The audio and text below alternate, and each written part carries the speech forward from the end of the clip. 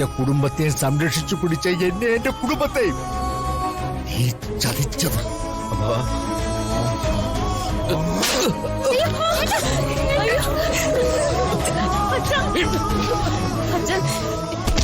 ഗിരീട്ടൻ ഒരു തെറ്റും ചെയ്തിട്ടില്ല. വെറുതെ ഉപദ്രവിക്കരുത്.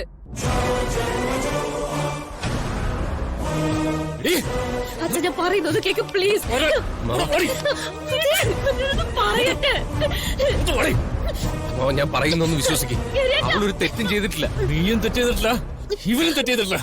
പിന്നെ ആരടി തെറ്റ് ചെയ്തേ? ഞങ്ങളാണോ?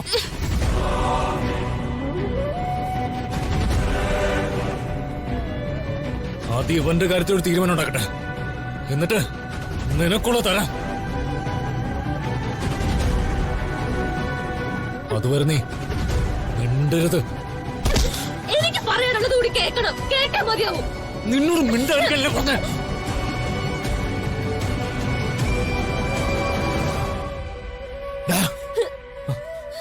അവളെ ഇവിടുന്ന് പിടിച്ചോണ്ട് പോ. അച്ഛൻ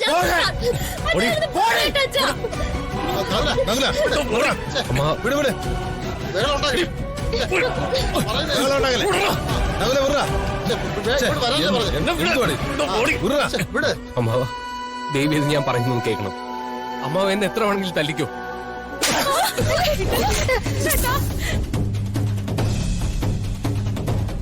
അമ്മ എത്ര വേണമെങ്കിലും ഒരു തല്ലിക്കോ. പക്ഷെ ഞാൻ പറയുന്നത് കേക്ക്. ഞാൻ പറയുന്ന സത്യം. പാറു ഒരു തെറ്റും ചെയ്തിട്ടില്ല അമ്മ. തെറ്റിയത് ഞാന്. പാറു നിരപരാധിയാ. അമ്മാവ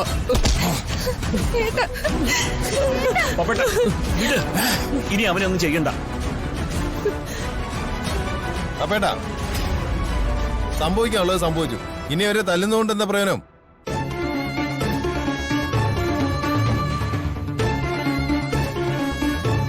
തല്ലുന്നതിന് പകരം ഇതിനൊരു പരിഹാരം കാണണം.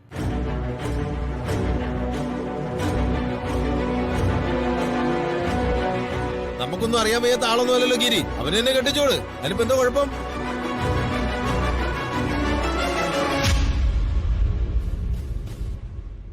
രണ്ടുപേരും കുട്ടിക്കാലം മുതലേ പരസ്പരം അറിയുന്നവരാ. അവർക്കൊരു അബദ്ധം പറ്റി. അതിന്റെ പേരിൽ ഇനി അവരെ തല്ലുകയാണോ വേണ്ടത്?